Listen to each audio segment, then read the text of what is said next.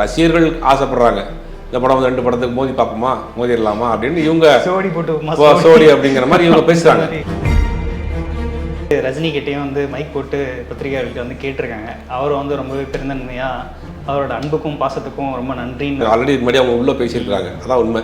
கங்குவா டீம்ல இருந்து டேரக்டரே ரஜினிகாந்த் பேசியிருக்காரு. ரஜினி வந்து என்ன சொல்லியிருக்காரு, இந்த மாதிரி இல்லை நாங்கள் ஃபிக்ஸ் பண்ணிட்டோம், நீங்களும் வந்து போட்டுங்க, ஒன்றும் பிரச்சனை இல்லை, படம் நல்ல படம் வந்தால் உடத்தானே போகுது அப்படிங்கிற மாதிரி அவர் கேஷுவலாக சொல்லியிருக்காரு.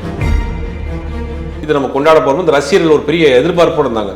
அந்த எதிர்பார்ப்பு இல்லை அப்படின்னோடனே அவங்களுக்கு கோபம் ஆயிடுச்சு. அந்த கோபம் எங்கே போகுதுன்னா சூர்யா பக்கமே திரும்பிடுச்சு. ஒரு பிரேக் பண்ணியிருந்தாரு சிஎம் வந்து நம்பர் பிளேட்ல வந்து 2026 சிஎம் போட்டுற ஒரு கார் நம்பர்ல வர்றாருன்னு ஒரு ட்விஸ்ட். அதெல்லாம் வந்து லீக் கிடையாது, பர்பஸாகவே பண்றது தான். மங்காத்தலா விநாயக் மகாதேவ் கோட்ல வர காந்தி ரெண்டு பேரும் பேசிக்கிற மாதிரியான ஏதோ சீக்வன்ஸ் இருக்கலாம். அது படத்துல கண்டிப்பா இருக்கு. எந்த வழியில வருவீங்க, எந்த வழியில போவீங்க, எங்க வண்டியை பார்க் பண்ணுவீங்க, என்னென்ன மாதிரியான பிரச்சனைகள், எத்தனை பேர் வருவாங்க, ஏதாவது ப்ராப்ளம்னா யார் இதில் இன்சார்ஜ் அப்படிங்கிற மாதிரி நிறைய விஷயங்கள் அந்த 21 கொஸ்டின் மாதிரி கேட்டிருக்காங்க. இவ்வளோ பேர் 1,00,000 பேர் வர்றப்போ வந்து இடம் பத்தாது, அதெல்லாம் நிறைய சிக்கல் இருக்கிறதுனால இந்த மாநாடே வந்து ஜனவரியில் வச்சுக்கலாம், நவம்பர் டிசம்பரில் மழையாக இருக்கும், அதனால் ஜனவரியில் திருச்சியில் வைக்கலாம் அப்படிங்கிற மாதிரி விஜய் தரப்பில். ரீசெண்டாக அவர் வந்து கோயிலுக்கு சாய்பாபா கோயிலுக்குலாம் போயிட்டு வந்தார். சில ஜோசியரிடம் பேசுகிறாங்க அப்படின்ற ஆலோசனை கேட்டுருக்கு. அவர் ஏஐ படிக்க போகிறாரு, அமெரிக்காவில் ஏஐ படிக்க போகிறாரு. அமெரிக்காவில் அவருக்கு ஒரு கம்பெனியும் இருக்குது. ஏஐயில் ஏதாவது ஒரு விஷயம் பண்ண போகிறாரு, அது நிறையா சொல்கிறாங்க, மருந்துலாம் ஸ்டார்ட் பண்ண போகிறாரு அப்படி பண்ணி இருக்கிறதுக்கு வாய்ப்பு இருக்கும். கற்றுட்டு வந்துட்டு சும்மா இருக்க மாட்டார். ஃப்ரைடே ஃபேக்ட்ஸ் நேயர்களுக்கு வணக்கம். இன்னைக்கு நம்ம கூட இணைஞ்சிருக்கிறது பத்திரிகையாளர் சுபேர் அவர்கள். வணக்கம் சார். வணக்கம். கங்குவா வெர்சஸ் வேட்டையன் ரொம்ப நாளாக வந்து ஆடியன்ஸ் மட்டுமே பேசியிருந்தாங்க, ரசிகர்கள் மட்டுமே பேசிகிட்டு இருந்தாங்க. இன்றைக்கி சூர்யாவே வந்து மேடையில் வந்து ஓப்பன் பண்ணிட்டார். மேலகன் ஆடியோ லான்ச்சில் வந்து இந்த மாதிரி ரஜினி அவர்கள் வந்து ரொம்ப மூத்தவர், அதுவும் இல்லாமல் நான் பிறந்த டைம்லேருந்தே நடிச்சிட்டு இருக்கவர், ஸோ அவரோட படத்துக்கு வழி வர்றதான் வந்து கரெக்டாக இருக்கும் அப்படின்னு சொல்லி பேசியிருக்காரு. எப்படி சார் பார்க்குறீங்க? இல்லை, அவர் யதார்த்தத்தை பேசியிருக்காரு. இன்றைக்கி பிஸ்னஸ்னு ஒன்று இருக்குது. கங்குவா 200 கோடி 250 கோடி பட்ஜெட்டுன்றாங்க. அப்படிங்கும் போது குறைஞ்சபட்சம் ஒரு 500 ஸ்க்ரீனில் ஏதாவது அந்த படத்தை நீங்கள் போட்டால் தான் ஒரு வாரத்துக்குள்ளே போட்ட படத்தை எடுக்க முடியும். பிஸ்னஸ்னு ஒரு விஷயம் இருக்குது. ரெண்டாவது, அவர் சொல்கிற மாதிரி அவர் ஒரு சீனியர் ஆர்டிஸ்ட், அவருக்குன்னு ஒரு பெரிய ஃபேன் ஃபாலோவர்ஸ் இருக்குது, பிஸ்னஸ் இருக்குது, அவங்களும் பெரிய அளவில் இன்வெஸ்ட் பண்ணியிருக்காங்க. அந்த யதார்த்தத்தை புரிஞ்சுக்கிட்டு தான் அவங்க ரிலீஸ் பண்ணியிருக்காங்க. ரசிகர்கள் ஆசைப்படுறாங்க இந்த படம் வந்து 2 படத்துக்கு மோதி பார்ப்போமா மோதிடலாமா அப்படின்னு இவங்க சோடி அப்படிங்கிற மாதிரி இவங்க பேசுகிறாங்க.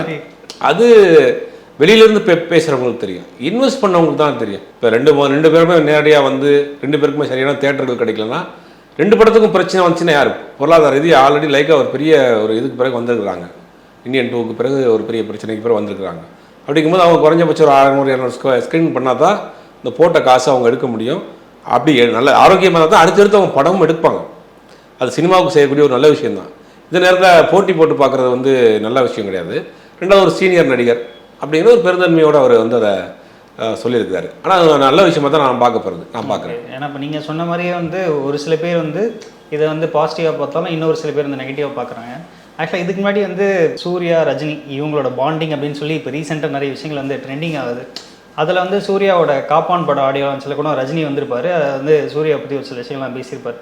மொதல் படத்தில் வந்து இவருக்கு வந்து என்ன இப்படி நடிக்கிறாரு, இவருக்கு நடிக்க தெரில, இவருக்கு டைலாக் கூட சரியாக பேச தெரில, ஒரு டான்ஸ் ஆட தெரில அப்படின்னு பார்த்த சூர்யா வந்து அதுக்கப்புறம் வந்து கொடுத்த ஹிட்டுகள், அதுக்கப்புறம் அவரோட படங்கள் அதெல்லாம் பார்த்துட்டு என்ன இப்படி பொழுது கட்டுறாரு அப்படின்ற மாதிரிலாம் வந்து நான் பிரமிச்சு போயிருக்கேன் அப்படின்ற மாதிரிலாம் பேசியிருப்பார்.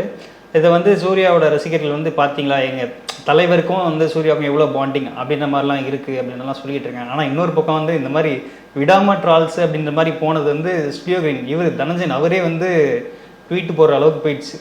அதாவது கங்குவா வந்து எப்போ ரிலீஸ் பண்ணணும் அப்படின்னு வந்து நாங்கள் டிஸ்கஸ் பண்ணிகிட்டு இருக்கோம், தயவுசெய்து இந்த ட்ரோல்ஸு இந்த மாதிரியான விஷயங்கள் வந்து கம்மி பண்ணிக்கோங்க, கரெக்டான தேதியில் நீங்கள் ரசிகர்களுக்கு ஒரு விருந்தாக வரும் அப்படின்ற மாதிரி சொல்லியிருக்காரு. இது எப்படி சார் பார்க்குறீங்க? ரசிகர்களுக்கு ஒரு பெரிய ஒரு சூர்யா ரசிகர்களுக்கு ஒரு பெரிய ஒரு ஏமாற்றம் தான். அவங்க என்னென்னா வந்து ஏற்கனவே தேட்டரிக்கலாக சூர்யா படம் வந்து ரொம்ப நாள் ஆச்சு.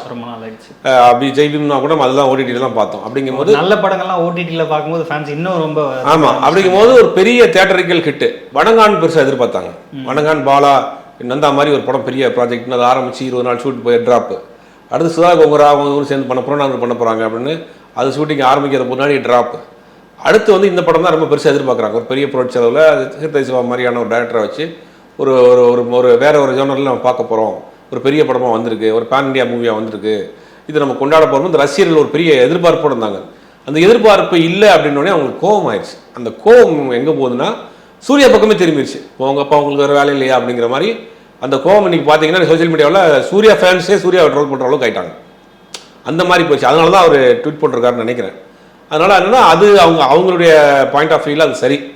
ஏன்னா தன்னுடைய மானசீகமான ஒரு நடிகர் வந்து ரொம்ப நாள் கழிச்சு வரப்போறாங்கிற ஒரு ஆர்வத்தில் இருக்கிறாங்க. குறிப்பாக வந்து இந்த ப்ரொடியூசர் ஞானவேல் ராஜா கொடுத்த இன்டர்வியூ தான் அது வந்து பெரிய பிரச்சனையே அப்படின்ற மாதிரிலாம் சொல்ல ஆரம்பிச்சிட்டாங்க. அவரே அட்டாக் பண்ணி ஆமாம், அவர் அட்டாக் பண்ணுறாங்க. ப்ளஸ் வந்து சூர்யா அட்டாக் பண்ணி சூர்யா சிவகுமாருங்கிற அவருடைய இதில் அட்டாக் பண்ணி போடுறாங்க, நிறையா பண்ணுறாங்க. அவங்களுக்கு பெரிய ஒரு அப்செட்டில் தான்.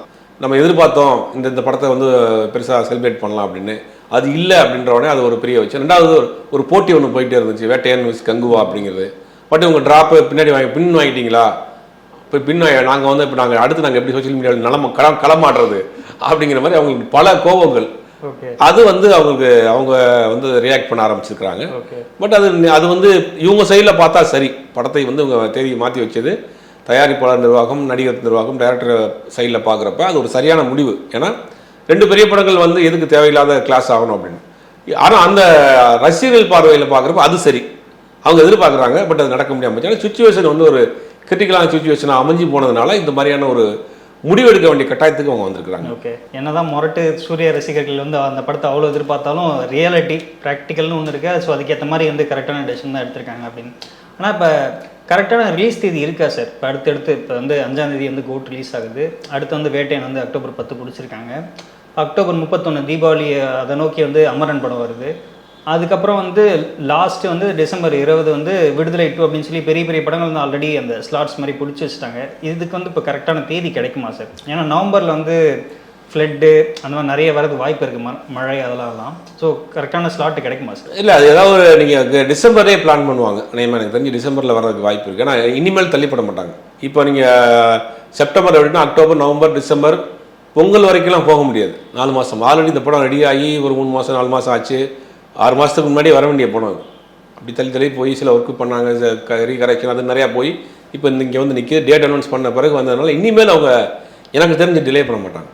ஃபெஸ்டிவல் பார்க்க மாட்டாங்க, டேட் பார்க்க மாட்டாங்க. ஏதாவது ஒரு டேட்டில் ஃபிக்ஸ் பண்ணி ஃப்ரைடே லாங் லீவ் டே வரதா ஏதாவது ஒரு நாளில் ரிலீஸ் பண்ணிடுவாங்க. ஃப்ரைடே, சாட்டர்டே, சண்டே, மண்டே இந்த மாதிரி லாங் டியூரேஷன் லீவ் ஏதாவது வர்ற மாதிரி இருக்குன்னா அந்த டேட்டில் படத்தை ரிலீஸ் பண்ணிடுவாங்க. ஆனால் டிலே ஆகிறதுக்கு வாய்ப்பு இல்லை. ஏன்னா இப்போ இந்த மாதிரி டிலே ஆகிறதே வந்து படத்தோட வெற்றிக்கு வந்து ஒரு சரிவாக இருக்கும் அப்படின்ற மாதிரி சொல்லப்படுறாங்களே சார். அதாவது பட்ஜெட் வந்து அந்த வாங்கின அந்த வட்டி அதெல்லாம் இன்க்ரீஸ் ஆகும் அப்படின்னு சொல்லப்படுது. ஃபெயிலியர் இல்லை, அது வந்து ஒரு சக்ஸஸ் ரேஷியோ குறைக்கும் அப்படின்ற மாதிரி பார்க்கப்படுது. இல்லை, இது வரைக்கும் அவங்க ஒரு ப்ரொமோஷன் பண்ணி இறங்கியிருப்பாங்க இல்லையா, திருப்பி பண்ணணும் அந்த விஷயம் அதெல்லாம் இருக்குல்ல. அப்போ அது ஒரு திருப்பி ரிப்பீட்டட் ஆயிரும். அது இப்போ நீங்கள் இந்த படத்துக்கு ஃபஸ்ட்லேருந்து ஒரு 10ஆம் தேதி டார்கெட் வச்சு 10ஆம் தேதிக்கு உண்டான ப்ரொமோஷன் இறங்கியிருப்பாங்க. ஒரு பாதி தூரம் போயிருக்கப்ப டிலே ட்ராப் தேதி மாத்திரம் அப்படின்றப்ப திருப்பி ஃபர்ஸ்ட்லேருந்து பண்ணணும். அதுவே ரிப்பீட்டாக வரும். அப்படிங்கும்போது இதெல்லாம் வந்து ஒரு சின்ன செட்பேக் தான். அதில் மாற்று கருத்து கிடையாது. படத்தை வந்து ரிலீஸ் டேட் தள்ளி வைக்கிறது அப்படிங்கிறது ஒரு செட்பேக் தான். அதையும் தாண்டி படம் வந்து ஒரு மிகப்பெரிய படமாக இருந்துச்சு, நல்லா ரொம்ப உச்சகட்டமாக மக்கள் கொண்டாட ஆரம்பிச்சிட்டாங்கன்னா இதெல்லாம் அந்த இதில் அடிச்சுட்டு போயிடும். ஆனால் ரிலீஸ் ஆகிற வரைக்கும் இந்த சிக்கல்லாம் இருக்க தான் செய்யும். சூர்யா இந்த சைடு பேசினதுக்கு வந்து ரஜினி கிட்டேயும் வந்து மைக் போட்டு பத்திரிகையாளர்களுக்கு வந்து கேட்டிருக்காங்க. அவரும் வந்து ரொம்பவே பெருந்தன்மையாக அவரோட அன்புக்கும் பாசத்துக்கும் ரொம்ப நன்றின்னு வந்து சொல்லியிருக்காரு. இது எப்படி சார் பார்க்குறீங்க? இல்லை, இதுக்கு முன்னாடியே வெளியில் தான் பேசிக்கிறாங்க. ஆல்ரெடி இதுக்கு முன்னாடி அவங்க உள்ளே பேசியிருக்கிறாங்க. அதான் உண்மை. ஓகே, கங்குவா டீமில் வந்து டேரக்டரே ரஜினிகாந்த் பேசியிருக்காரு. ரஜினி வந்து என்ன சொல்லியிருக்காரு, இந்த மாதிரி இல்லை நாங்கள் ஃபிக்ஸ் பண்ணிட்டோம், நீங்களும் வந்து போட்டுங்க, ஒன்றும் பிரச்சனை இல்லை, படம் நல்ல படம் வந்தால் உடத்தானே போகுது அப்படிங்கிற மாதிரி அவர் கேஷுவலாக சொல்லியிருக்காரு. இப்போ 2 தரப்பில் உள்ளே பேச்சுவார்த்தை நடந்த ஒரு முடிவுக்கு வந்திருக்கிறாங்க. வெளியில் நமக்கு தெரிஞ்சது இவர் அந்த மெகேலன் ஸ்டேஜில் பேசியிருக்காரு, இவர் அந்த ஏர்போர்ட்டுக்கு வெளியில் பேசியிருக்காரு. வெளியில் தெரிஞ்சது ஆல்ரெடி அவங்க உள்ளே பேசி முடிச்சு இவருக்கு அவர் தேங்க்ஸ் சொல்ல, அவருக்கு இவர் தேங்க்ஸ் சொல்ல, அந்த சம்பிரதாயம்லாம் முடிஞ்சிருச்சு. வெளியில் ஃப்ளாஷ் ஆன பிறகு அதை அப்படி சொல்லி முடிச்சிருக்கிறாங்க. அது இப்போ கோட் ரிலீஸ் வந்து நோக்கி வந்துருச்சு. இன்னும் ஒரு 2 நாள் 3 நாள் தான் இருக்குது. இப்போ வந்து ஒவ்வொரு வாட்டியுமே படம் விஜய் சார் படம் ரிலீஸ் ஆகும்போது அந்த முந்தின நாள்லேயே வந்து இல்லை ஒரு 2-3 நாள் முன்னாடியே வந்து பரபரப்பு கிளம்பிடும். அது ரிலீஸுக்கு முன்னாடி இவ்வளோ பிஸ்னஸ் ஆகிருக்கு, இவ்வளோ சாதனை புரிஞ்சிருச்சு அப்படின்ற மாதிரி இந்த வாட்டி எதுவும் தகவல்கள் இருக்கா? இல்லை, இப்போ வரைக்கும் ப்ரீ புக்கிங் எல்லாமே ஃபுல்லு. ஒரு 2 நாளைக்கு பெரிய ஃபுல்லாக இருக்குது. இப்போ பேசிட்டு இருக்க நேரம் வரைக்கும் 2 நாள் பெரிய எதிர்பார்ப்பு இருக்குது. இந்த படத்துக்கு பெரிய ஓப்பனிங் இருக்குது, பெரிய எதிர்பார்ப்பு. அதில் மாற்றம். ஏன்னா அரசியல் கட்சி ஆரம்பித்த பிறகு வரக்கூடிய படம். படத்தில் இப்போ பாட்டுகள் பெருசாக இல்லைனா கூட இவங்க ப்ரொமோஷன் இறங்கிட்டாங்க. ஒரு பக்கம் தயாரிப்பு நிர்வாகம் ஒரு பக்கம், வெங்கட் பிரபு ஒரு பக்கம், பிரேம்ஜி மாறி மாறி அந்த படத்துக்கு ஹைப் ஏற்றிக்கிட்டே போடுறாங்க. இப்போ லேட்டஸ்ட்டாக கூட பிரேம்ஜி ஒரு பிரேக் பண்ணியிருந்தாரு. சிஎம் வந்து நம்பர் பிளேட்டில் வந்து 2026 சிஎம் போட்டுற ஒரு கார் நம்பரில் வர்றாருன்னு ஒரு ட்விஸ்ட். அதெல்லாம் வந்து லீக் கிடையாது, பர்பஸாகவே பண்ணுறது தான், படத்துக்கு ஒரு ஹைப் ஏற்றுறதுக்காக பண்ணி விடுறது தான் இந்த மாதிரி. அப்படிங்கும்போது படத்துக்கு ஒரு பெரிய எதிர்பார்ப்பு. ரஜினி அரசியலுக்கு வந்த பிறகு வர்றது, விஜய் அரசியலுக்கு வர பிறகு வரக்கூடிய படம், அரசியல் ஏதாவது பேசியிருப்பாரா, ஏதாவது இருக்குமா அப்படின்னு. டைட்டிலே அவரோட பேரே, கேரக்டர் பேரே காந்தின்னு வச்சிருக்காங்க. காந்தி இந்த நாட்டுக்கு என்ன செஞ்சார், அது மாதிரி இவர் தமிழ்நாட்டுக்கு இந்த காந்தி என்ன செய்ய போறார், அப்படி இப்படி நிறைய டை கோடிங்களாம் இருக்குன்னு வச்சுங்க. அதனால ஒரு பெரிய எதிர்பார்ப்பு இருக்கு, ஓப்பன் ப்ரீ புக்கிங் இருக்கு, அப்படிங்கிறது நல்ல ஒரு ஹைப் இருக்கு படத்துக்கு. அதே மாதிரி ரிலீஸ் நோக்கி வரும்போது வந்து நிறைய பேர் வந்து இது கிளப்பி விடுறாங்களா இல்லை உண்மையானு தெரியல. ஆக்சுவலாக கோட்டில் வந்து ஏகே வந்து வராரு, ஏதோ ஒரு விதத்தில் ஒரு ஆடியோவாகவோ இல்லை வந்து ஏகே வந்து இருக்காரு அப்படின்னு வந்து சொல்கிறாங்களே எதுவும். ஆமாம், உண்மைதான். அவருடைய அது ஏதோ ஒரு போர்ஷன் இருக்குது. வெங்கட் பிரபேஷ் சொன்னது தான், வெங்கட் பிரபேஷ் இருக்குது. அதில் ஒரு நீங்கள் நினைக்கிற மாதிரி ஒரு விஷயம் இருக்குதுல்ல, படத்தில் பாருங்கள், சஸ்பென்ஸ் இருந்தாரு. அது ஏதோ ஒரு வாய்ஸ் ஓவர் மாதிரின்றாங்க. ஒரு வாய்ஸ் ஓவர் மாதிரி ஒன்றில் வர்றாரு, ஏதோ ஃபோனில் பேசுகிற மாதிரி, வீடியோ கால் வர மாதிரி ஏதோ ஒரு சின்ன சீக்வன்ஸ் அவரை பற்றின இருக்க படத்தில். மங்காத்தால அந்த விநாயக் மகாதேவ், கோட்ல வர காந்தி ரெண்டு பேரும் பேசிக்கிற மாதிரியான ஏதோ சீக்வன்ஸ் இருக்கலாம். ஓகே, அது படத்துல கண்டிப்பா இருக்கு. மங்காத்தாவோட கிளைமேக்ஸ்ல அர்ஜுனும் வந்து தலையும் வந்து இந்த சூட்கேஸ்லாம் தூக்கிட்டு வர மாதிரி இதுல ஒரு சம்பவம் இருக்கும் அப்படின்னு எதிர்பார்க்கலாம். ஆமா, ஏதோ ஒரு போர்ஷன் இருக்கு, கண்டிப்பா இருக்கு. சரி, ஓகே சார். அதே மாதிரி இப்போ வந்து ஒரு பக்கம் கோட் இருக்கு விஜய்க்கு, இன்னொரு பக்கம் வந்து தாவேகா மாநாடு, அதுவும் கோட் மாதிரி பெரிய எதிர்பார்ப்பு இருக்கு. அதுக்கு வந்து இப்போ ரீசெண்டாக வந்து அந்த பர்மிஷன் கேட்டு அந்த போலீஸ் கிட்டலாம் லெட்டர்லாம் கொடுத்துருக்காங்க அப்படின்லாம் சொல்லப்பட்டுச்சு. போலீஸ் வந்து திரும்பி ஒரு சில விஷயங்கள் வந்து கேட்டிருக்காங்க அப்படின்னு சொல்லப்படுது. என்னென்ன விஷயங்கள் சார் கேட்டிருக்காங்க? என்னென்ன விஷயங்கள்னா, முதல்ல எவ்வளோ பேர் வருவாங்க, அவங்க வர்றவங்களுக்கு எத்தனை வாகனத்தில் வருவாங்க, பார்க்கிங்கு, வர்றவங்களுக்கு அடிப்படை வசதி, இந்த டாய்லெட், அந்த மாதிரியான விஷயங்கள், எவ்வளோ ஷெட்டு போடுவீங்க உட்கார்றதுக்கு, என்னென்ன இந்த மாதிரியான அடிப்படை விஷயங்கள்லாம் பண்ணியிருக்கீங்களா. அதுவும் இல்லாமல் இது வந்து ஹைவேல இருக்குது, நேஷனல் ஹைவேஸ் இருக்குது, சென்னை திருச்சி நெடுஞ்சாலையில் இருக்குது இடம், ரைட் சைட்லேயே டோல்கேட் தாண்டோன்னே இருக்குது அப்படிங்கிறாங்க. அப்படிங்கும்போது வண்டிகள் வந்து மொத்தமாக குமிகிறப்ப மொத்தமாக டிராஃபிக் ஜாம் ஆகிடக்கூடாது. அது சென்னையிலேருந்து தென் மாவட்டத்துக்கு போகிற எல்லா வண்டியும் அந்த ரூட்லாம் போகுது, அதெல்லாம் பார்க்க வேண்டியது இருக்குது. அதெல்லாம் கேட்குறாங்க. எந்த வழியில் வருவீங்க, எந்த வழியில் போவீங்க, எங்கே வண்டியை பார்க் பண்ணுவீங்க, என்னென்ன மாதிரியான பிரச்சனைகள், எத்தனை பேர் வருவாங்க, ஏதாவது ப்ராப்ளம்னா யார் இதில் இன்சார்ஜ், அப்படிங்கிற மாதிரி நிறைய விஷயங்கள் அந்த 21 கொஸ்டின் மாதிரி கேட்டிருக்கிறாங்க. அதெல்லாம் இது வந்து எல்லாருக்குமே கேட்குறது தான். ஒரு கட்சியோ ஏதோ இயக்கமோ நடத்துகிறப்ப இந்த மாதிரியான விஷயங்களை அவங்க போலீஸ் தரப்புலேருந்து கேட்குறது நார்மலாக எல்லாத்துக்கும் கேட்குறது தான். அதை தான் கேட்டிருக்கிறாங்க. ஆனால் இப்போ இன்னொரு தகவல் என்ன சொல்கிறாங்கன்னா, இந்த டேட்டே மாற்றலாம், ஜனவரியில் வச்சுக்கலாம் அப்படிங்கிற மாதிரி விஜய் தரப்பில் பேசிகிட்டு இருக்காங்க.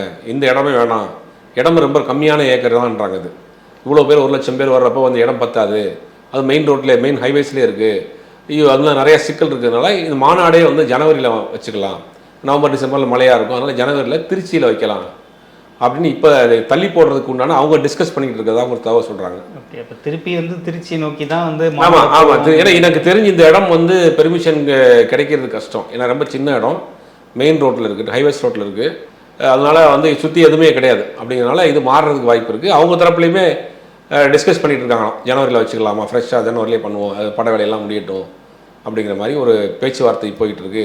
சில ஜோசியரிடம் பேசுகிறாங்க அப்படின்ற ஆலோசனை கேட்டுட்டு அப்படிங்கிற மாதிரிலாம். ரீசெண்டாக அவர் வந்து கோயிலுக்கு, சாய்பாபா கோயிலுக்குலாம் போயிட்டு வந்தார். ஆமாம், ஷீரடி போயிட்டு வந்தார். மாற்றமா அது இல்லை, அவர் எல்லா கோயிலுக்கும் தான் போகிறாரு, வேளாங்கண்ணிக்கும் போகிறாரு, ஷீரடிக்கும் போகிறார், அவர் எல்லா கோயிலுக்கும் போகக்கூடியவர் தான்.